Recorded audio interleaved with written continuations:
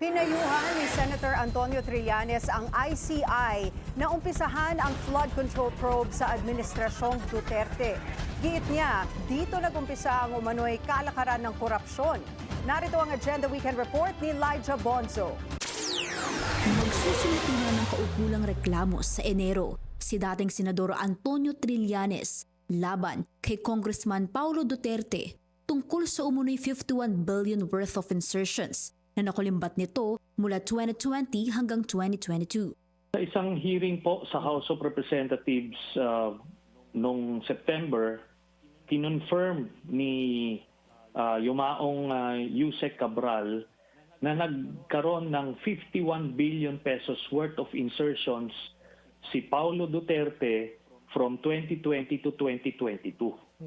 So, maliwanag na yung statement na yan at na-validate na rin yan doon sa GAA o doon sa corresponding years na yon. Ang very clear dito, kinumpirma mismo ni Paulo Duterte na meron siyang at least 49 billion. Sinabi niya 49 billion daw ito, completed daw ito lahat.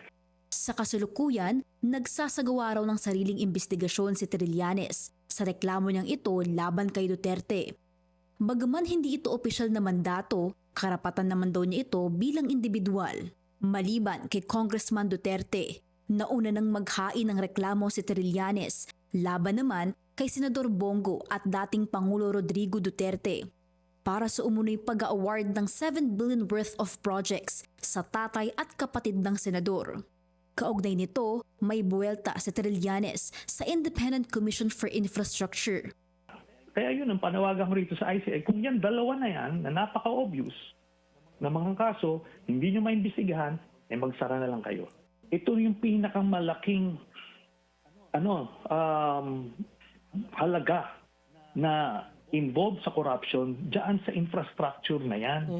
Di ba yun ang purpose nila ng kanilang creation?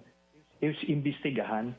Giit ni Trillanes, dapat magsimula sa Administrasyong Duterte ang lawak ng investigasyon ng ICI dahil anya, doon daw nagsimula ang ganitong mga practice. Inamin nila Diskaya, lumago yung kanilang negosyo simula noong late 2016 hanggang 2022. 2017, ito yung daang bilyon yung nakuha nilang mga proyekto. Itong Yusek Bernardo na to, na-appoint ito na Yusek noong panahon ni Duterte. Sino nagrekomenda sa kanya dyan? Si Bongo. Di ba? Nanindigan ito na hindi hihina ang kanyang reklamo dahil lang sa pagpanaw ni former DPWH Undersecretary Cabral dahil may kaukulang records at dokumento namang mas makapagtitibay sa umunoy insertions ni Duterte.